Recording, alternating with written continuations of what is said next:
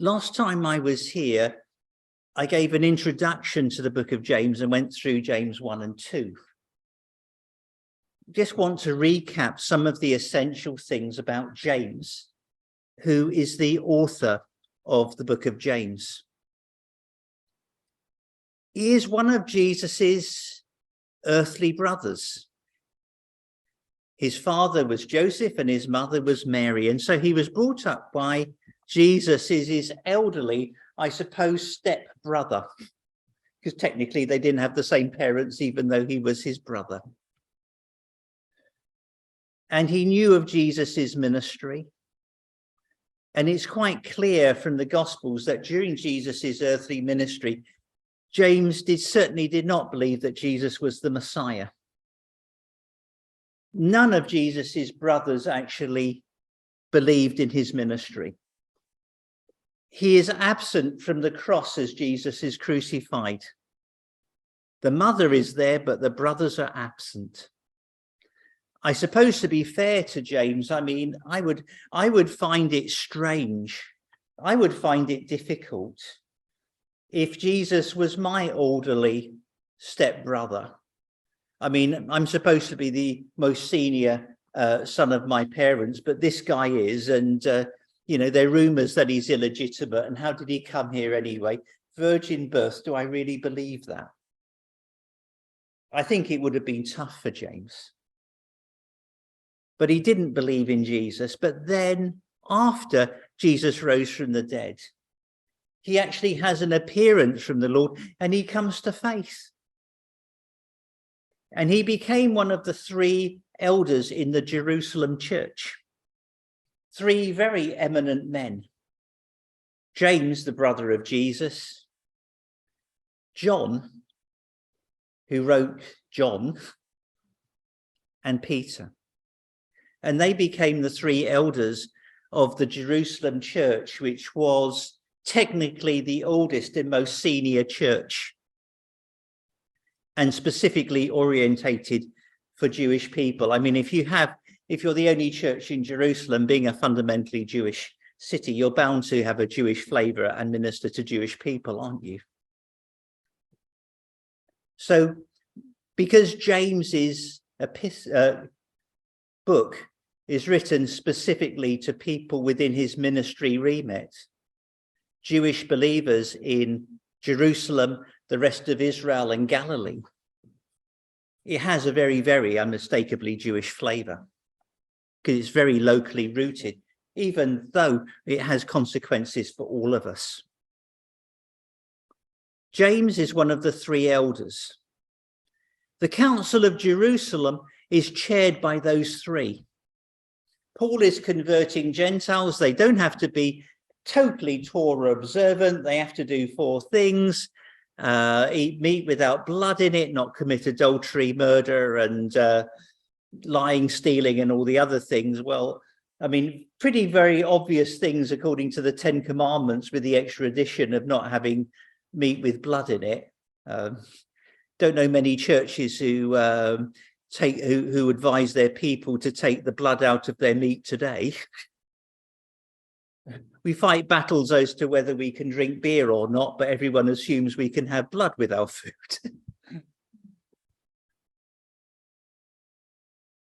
The Council of Jerusalem is chaired by those three men. Persecution breaks out against Jewish believers in Jerusalem in a big scale in the 60s. And James is probably martyred in 62 AD. Some scholars think it was 69, but probably 62. By that time, the other two leaders of the church have both moved, and James is the sole leader for at least 1 year. Peter is probably martyred when he is imprisoned and goes to Rome, whereas John moves from Jerusalem all the way up to modern Turkey and takes over the leadership of the largest church in the world, which is in Ephesus.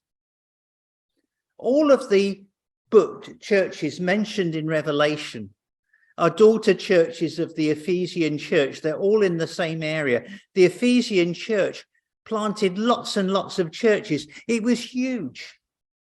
Most churches at that time were meeting in the private houses of the most affluent members of their congregation. The only one we know which owned a building was the Ephesian church. And did it own a big house? No.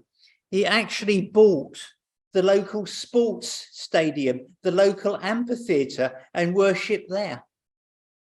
The Ephesian church was massive and important strategically.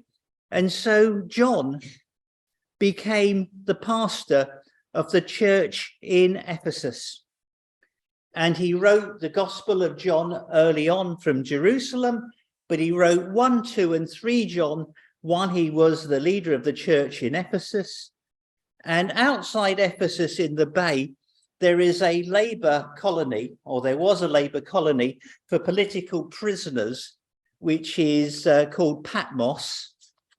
And guess where he would have been sent when he was arrested in Ephesus? To the bay, the equivalent of someone in San Francisco just looking over the bay and seeing a prison camp outside San Bernardino. And so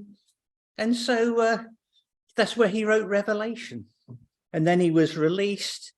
All the other epistles died in their 30s or 40s, it seems, whereas John lived to virtually 100. Or maybe more. But going back to what I was saying, James is left as the sole elder of the church for 1 year or 2, if he was martyred in 62 rather than 69 AD. There was massive persecution in the 60s. He's murdered. And then in 70 AD, the persecution against Jewish believers in Jerusalem by the Orthodox community is kind of overwhelmed by the fact that the Romans decide to react against false Israeli messianism. So many messiahs that didn't work, whereas Jesus did. And the Romans militarily enforced the law, and they sacked Jerusalem, and they basically started to kick the Jews out the country. And the Jerusalem church, as a result of dual persecution by both the Roman authorities because they were Jews and also by the rabbis because they were believers, the Jerusalem church was therefore dispersed around 70 AD.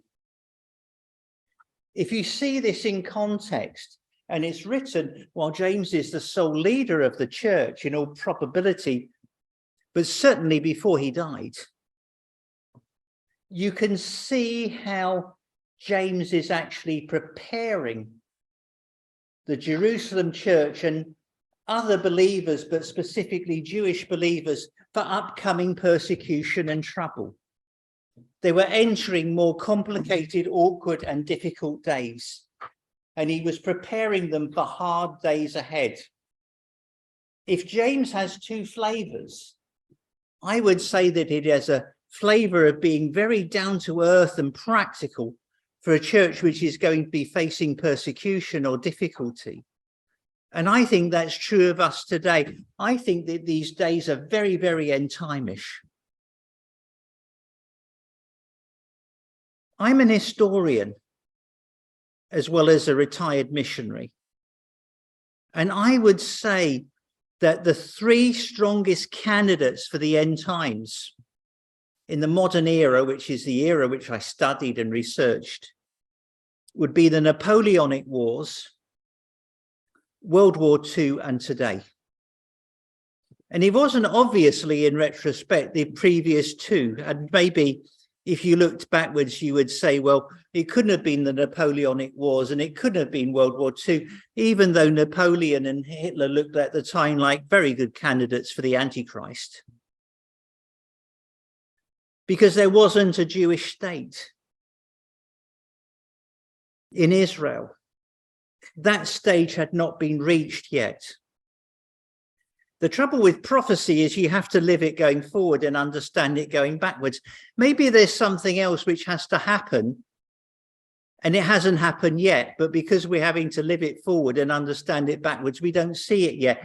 And Jesus himself warns that only the Father knows the time and the hour and the place. But I would say that today is a very strong candidate. I see persecution coming. 70% of the world's evangelicals live in countries where they're officially persecuted by the state. In other countries, there's merely discrimination. I'm saying official persecution by the state for 70% of the world's Christians. Discrimination in other places, just being unpopular like we are everywhere else. I mean, there's nowhere I know where being a Christian today is a mark of, it gives you a badge of popularity. Do you know any? Very strong candidate. So it's relevant for us today as essential, down-to-earth things that James is writing to this church, which is soon going to be heavily persecuted, dispersed, threatened both by Roman swords and also by rabbinic clubs. I think it's relevant for us today. I did James 1 and 2 in August, so I'm just going to go through James 3 and 4. I'm just going to start by reading James chapter 3.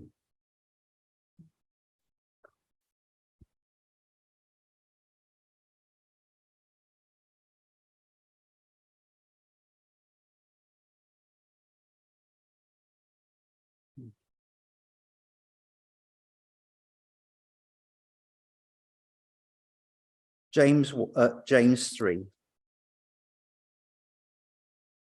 My brethren, let not many of you become teachers, knowing that we shall receive a stricter judgment. For we all stumble in many ways. If anyone does not stumble in word, he is a perfect man, able to also bridle the whole body. Indeed, we put bits in horses' mouths that they must obey us, and we turn their whole body. Look also at ships, although they are large and driven by fierce wind, they are turned by a very small rudder, wherever the pilot desires. Even so, the tongue is a little member and boasts great things. How our greater forest a little fire kindles. And the tongue is a fire, a world of iniquity. The tongue is so set among our members that it defies the whole body and sets on fire the course of nature and is set on fire by hell. Every kind of beast and bird, reptile and creature of the sea is tamed and has been tamed by mankind, but no man can tame the tongue. It is of unruly evil, full of deadly poison. With it we bless our God and Father, and with it we curse men who have been made in the similitude of God. Out of the same mouth proceeds blessing and cursing. My brethren, these things ought not to be. Does a spring send forth fresh water and bitter from the same opening? Can a fig tree, my brethren, bear olives, or a grapevine figs? Thus no spring yields both salt water and fresh. Who is wise and understanding among you? Let him show by his good conduct that his works are done in the meekness of wisdom. But if ye have bitter envy and self-seeking in your hearts, do not boast and lie against the truth. This wisdom does not descend from above, but is earthly, sensual, demonic. For where envy and self-seeking exist, confusion and every evil thing are there. But the wisdom that is above is pure, then peaceable, gentle, willing to yield, full of mercy and good fruits, without partiality and hypocrisy. Now the fruit of righteousness is sown in peace by those who make peace. Lord, I pray that what I say this morning may be inspired by your Spirit and informed by your word. Amen. When I closed in August at the end of chapter 2, I felt a great dose of relief when I considered the next verse that I was avoiding, but I've just brought the dilemma back 6 months. My brethren, not many of you become teachers, knowing that we will receive a stricter judgment. Oh dear, what have I opened myself up to? by taking your invitation today. If you teach, you have gravitas and authority. And it should make you more careful about what you say. Because if you take a role of a teacher, people are going to take you more seriously. People are going to take more on board what you say. By teaching, you claim some level of authority rather than say, this is just merely my private opinion. So make sure that what you teach corresponds to the word, and make sure what you teach is in line with his spirit. Otherwise, rather than bless other people, you could actually curse yourself. Please pray for teachers. Please pray for me now, that what I say may be in line with his word and spoken out of the right heart in right attitude. That not many become teachers knowing that we will receive stricter judgment. We are all stumble in many ways. Yes, we're fallen people in a fallen world. But if anyone does not stumble in word, he is a perfect man, able to bridle his whole body. If what you say doesn't make you stumble, it's progress in life. Indeed, we put bits in horses' mouths so that they may obey us and the whole body. Look at ships, they are driven by a small rudder. A little bit of leather in a horse's mouth can allow you to control the whole animal. Ships going across the Atlantic from New York to Southampton are guided by one small bit of metal in the water, the rudder. And James compares the tongue to the rudder of a boat, or to the bit in a horse's mouth. He says, it's a very small thing. Maybe 1% of the human body is my tongue. And yet it can boast great things. It can have far more influence than 1% of your body really deserves, can't it? It can shape things. It can move things. Make sure that your tongue is in the right place. If your tongue is in the right place, the rest of your body will follow. And you will be under God's blessing rather than outside it and potentially under a curse. The tongue is a little member, but it can boast great things. See how a forest, a little fire kindles, and the tongue is a fire, a world of iniquity. It is set amongst our members and can defy the whole body and set on fire the course of nature. What you say from the tongue can burn. I'm sure that all of us have been in the wrong position, having simply made a careless comment to the wrong person at the wrong time, and then had to sit back and spend months or years sorting out the fire. Use discretion. My father taught me, and this was when he was an atheistic Marxist, but even them sometimes get things right. If you don't know whether to say it or not, don't. You can always say it tomorrow, but once it's out there, it's out there. This was before he became a believer, but he still got some things right. If you're not sure whether to say something, say nothing. You can always go home. You can always pray. You can always seek the Lord's will, whether you should say it or not.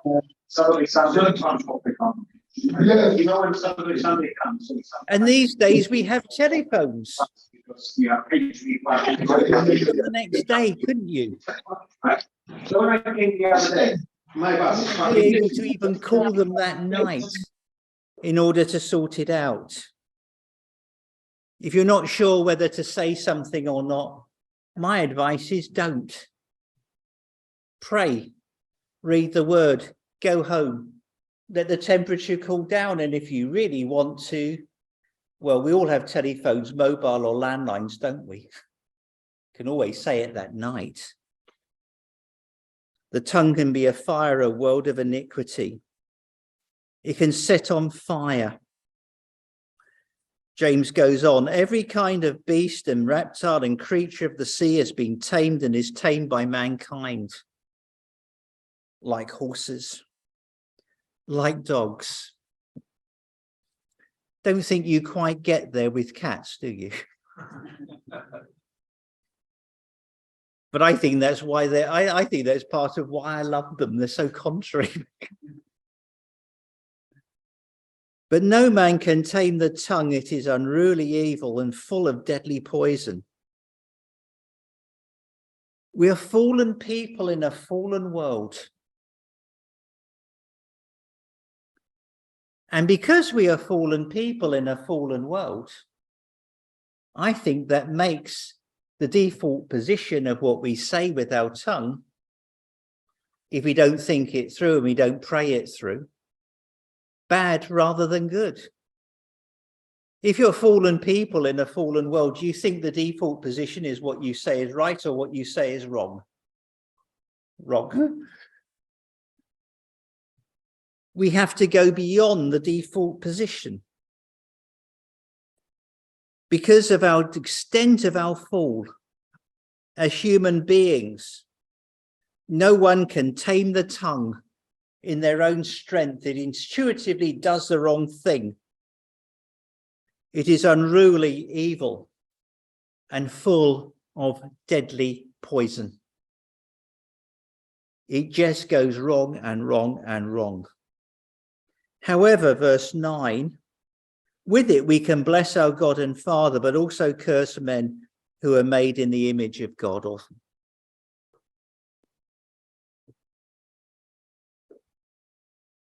Occasionally, when we're guided by the better angels of our nature, when Jesus is on the throne of our lives, when we're filled with his Spirit and we're informed by his word, that can actually flip it over the right way and turn what we say from a curse into a blessing. Even secular people can have occasional bursts of saying the right thing at the right time. Although I don't think it's our common nature, really, is it? As believers, we have a better hope and a better chance. Take it. Think through what you say carefully. Pray it through too, as well as thinking it through. Have Jesus on the throne of your life and ask his Spirit to fill it. With it, we can bless our God and also curse men. Out of the same mouth proceeds blessing and cursing. This should not be. It is so. Doesn't mean that it should be that way. Tip the balance towards what you saying, blessing those around you, and away from what you say, cursing or impeding them instead. Does a spring send forth fresh water and bitter from the same opening? Can a fig tree, my brethren, bear olives, or a grapevine bear figs? Well, if you want to bear figs, don't grow a grape tree. If you want to bless people, don't have a cursing mouth, which is influenced more by your fallen nature rather than the redemptive power of Jesus. Who is wise and understanding, let him show his good conduct and that his works are done in the weakness of wisdom. My brethren, don't try to have salt water in your life. I pray that the water of your words may be fresh. And that is conditioned by using your tongue wisely, by having it influenced by the Holy Spirit in your life, by this work, and by having Jesus on the throne of your life, influencing and controlling your values and your attitudes. Your values and your attitudes will produce what you say as well as what you do. So make sure that your values and your attitudes are influenced by this book. Some have it at better envy and self-seeking in their lives. Do not boast against the truth. Basically, James is saying that if your life is dominated by envy and self-seeking, then what you say will intuitively go the wrong way. Don't envy. Don't be self-seeking. Be content with what you have. And don't want your neighbour's things. If I am envious of my neighbour, if I am covetousness about what my neighbour has and I don't have, it's going to pollute my heart. And then it's going to go from polluting my heart to influencing what I say.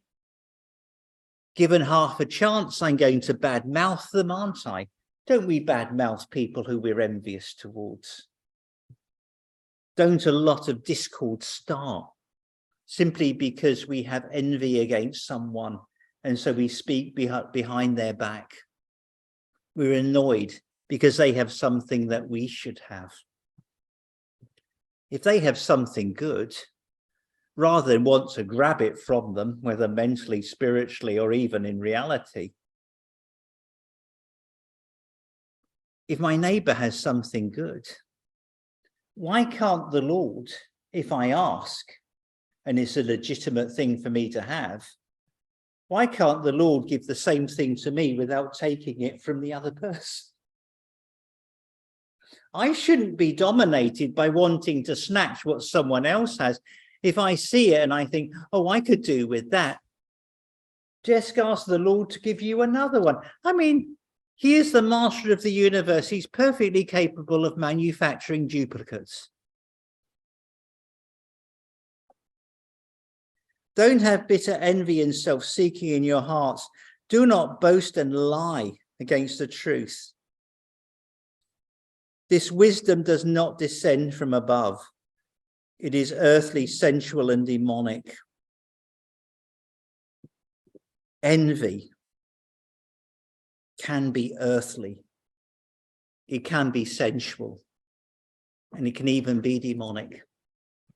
And even if Satan isn't the origin of it, I'm sure he knows how to use it.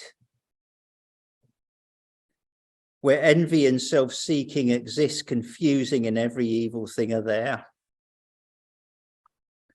I've been in church meetings where there's discord amongst the church members, a great deal of envy and a great deal of self-seeking amongst the fellowship. And you leave the church meeting and you think, there's so much confusion here. How are they going to get an 80% consensus in order to get anything on the minutes? I've no idea. There's confusion and actually every evil thing as well. With those that you are in fellowship with, don't be earthly. Don't be competitive. Don't be concerned with boasting and comparative. If they're blessed, let them keep that blessing. Ask for blessing yourself. Why should my blessing be at the expense of somebody else? should be additional to it, shouldn't it? I don't want to take away someone else's blessing in order to have one myself. It doesn't make sense when you look at it rationally. But the wisdom from above is peaceable, gentle, willing to yield, full of mercy and good fruit, and without partiality and hypocrisy. Be guided from the wisdom from above. What comes from the Spirit in the world is peaceable. It is gentle, willing to yield. Willing to yield. I shouldn't be so concerned about my self-interest that I'm not willing to put the self-interest of somebody else first. They may well need it more than I. Their situation may be more vulnerable and desperate.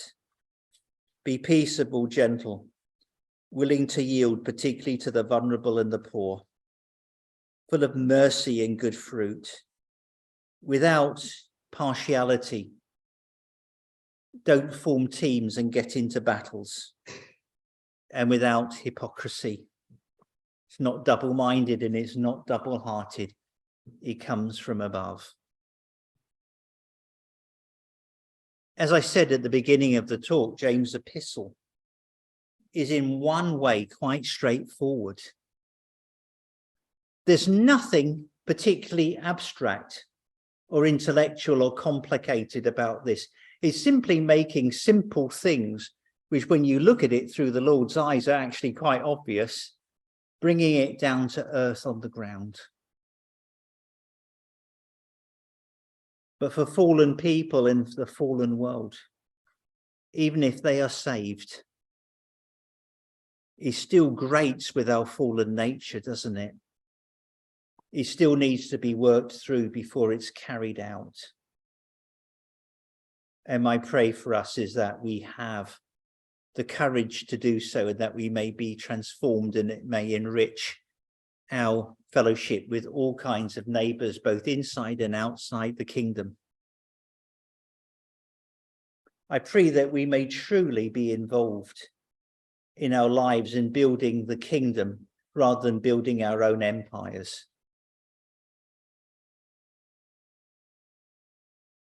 I became convinced of the existence of the spiritual gifts and their continuity in my final term as doing a graduate diploma at London Bible College, now London School of Theology, many years ago in the early 80s. And I was brought up to believe that the spiritual gifts ceased at the end of the apostolic era with the last apostle. And then I thought about it in class, and I thought, so I'm supposed to believe that, okay, the scripture's complete, but the last apostle's gone to heaven, John. And not only is the last apostle died, and there's no apostles, direct eyewitnesses of Jesus to guide the church, but also the church is for the first time at the end of the first century facing universal persecution, both inside and outside the Roman Empire. Up until then, if you were persecuted anywhere, at least you could move to somewhere where you weren't. At the end of the first century, that no longer became possible. So the last apostles kicked the bucket, and you've got universal persecution everywhere else. Okay, I'm going to remove your gifts from you. When you think about it, is that the kind of thing that a kind and loving father would do? At their point of greatest vulnerability and need, I'm going to kick all the gifts out your church just because John's gone up to glory. I don't think it's consistent with a kind and loving father. So I went out of London Bible College, and at that time I'd never been to a church which believed in the continuity of the spiritual gifts. And I went to 3 or 4. And basically, I just stood on the fence. I saw too many prophecies that didn't come to pass. Too many people who claimed healing who were still obviously sick. And I And I was there when a couple of prosperity preachers were obviously building their bank account rather than the people around them, and were more concerned about building their empire than building the kingdom. And basically, I didn't get baptized in the Spirit then. I deliberately stood on the fence for over 20 years until I did Jewish ministry in Italy. I mean, it's such a blessing for me to have gone to that country, particularly when I came across a group of Italian Pentecostals, and Italian Pentecostals were worse persecuted than the Jews in the war. The Catholic Church in Italy protected the country's Jews while inciting Mussolini to persecute the country's Protestants. 4% of Italy's Jews died in the war, 10% of her Protestants, including over half the pastors. And that influence of persecution, I think, keeps Italian Pentecostals' feet on the ground as well as their eyes up to heaven. They're grounded as well as spiritual. And I thought when I went out to Italy and came back an Italian Pentecostal, I just looked at the Italian Pentecostals I was working with, and they've had so much continual revival that 90% of Italy's believers are now Pentecostal. Well, not quite 90%, 250,000 out of 300,000, whatever that percentage is. And I thought, I'm going to jump in the deep end because I trust the lifeguard here. They don't have a problem with quality control like they do at home.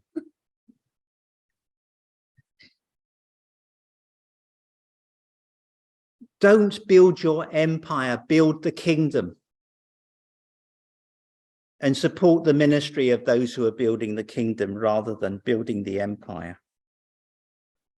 That way you build without partiality and without hypocrisy. I'm going to stop there and ask for questions.